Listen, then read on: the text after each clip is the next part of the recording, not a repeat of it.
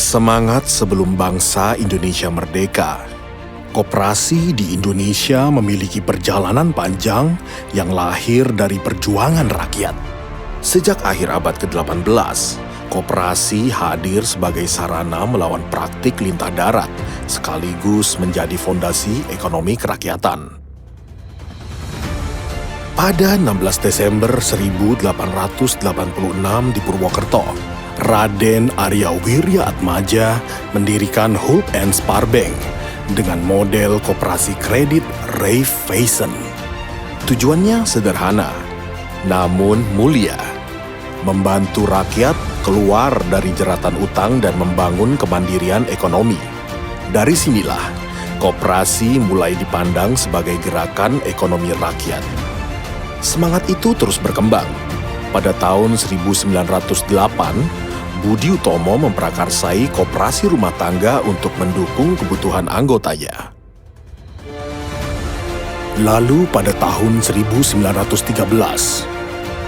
Sarekat Dagang Islam mendorong lahirnya Koperasi Pedagang Bumi Putra guna memperkuat posisi ekonomi rakyat kecil. Dan pada tahun 1927, Gerakan Studi Club menjadikan koperasi sebagai sarana pendidikan ekonomi rakyat, menumbuhkan nasionalisme dan kemandirian bangsa. Pada tahun 1930, Raden Mas Margono Djoyo Hadikusumo adalah salah satu pelopor gerakan koperasi dan ekonomi kerakyatan di Indonesia. Beliau merintis konsep koperasi keliling dan menjadi tokoh penggerak koperasi pedesaan. Masa awal kemerdekaan. Setelah Indonesia merdeka, tonggak penting lahir pada Kongres Koperasi Indonesia pertama di Tasikmalaya tahun 1947. Kongres ini mendirikan Sentral Organisasi Koperasi Rakyat Indonesia, menegaskan gotong royong sebagai asas koperasi, dan menetapkan 12 Juli sebagai Hari Koperasi Indonesia.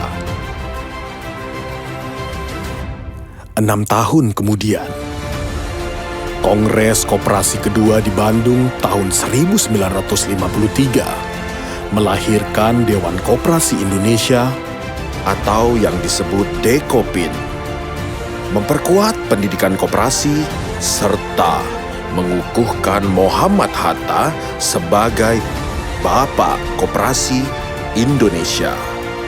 Pada tahun 1980,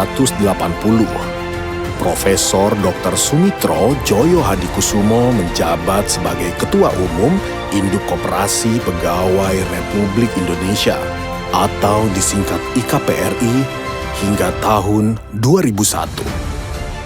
Di bawah kepemimpinannya, IKPRI berhasil mendirikan Bank Kesejahteraan Ekonomi. Koperasi masa kini.